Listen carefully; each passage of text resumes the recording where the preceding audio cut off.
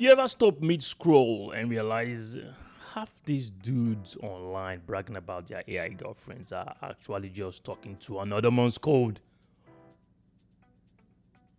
Let that sit with you for a second, my G. Because if the tech industry is 80% male and most AI models are coded, tuned, and trained by men, then technically these guys are whispering sweet nothings into Steve's algorithm. Let them marinate for a second. You did not buy companionship, you bought a collaboration project. Your digital soulmate came with patch notes and backend updates written by a guy in a hoodie who eats Hot Pockets at 3 a.m.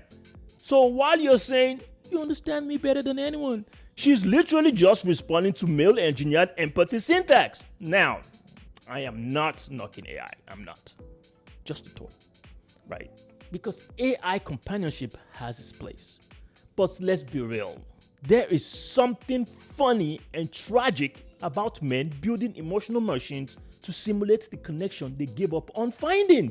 Like we said, since real women are unpredictable, let's just render one. We went from trying to understand women to debugging them.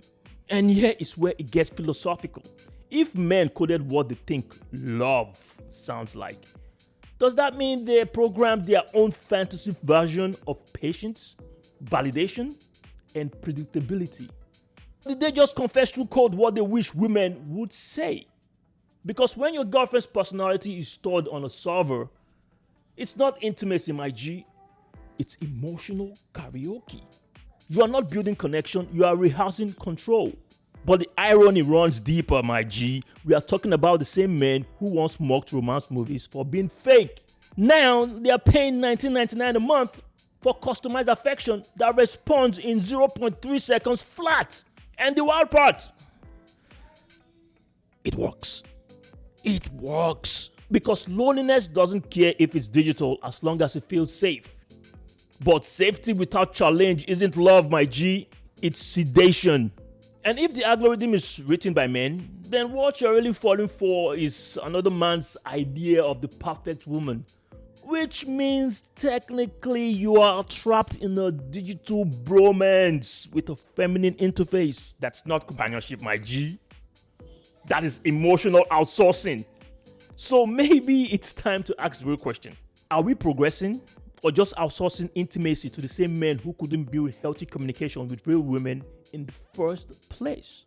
Because this isn't AI love, it's crowdsourced loneliness. It's coded, branded, and sold back to the very men who built it.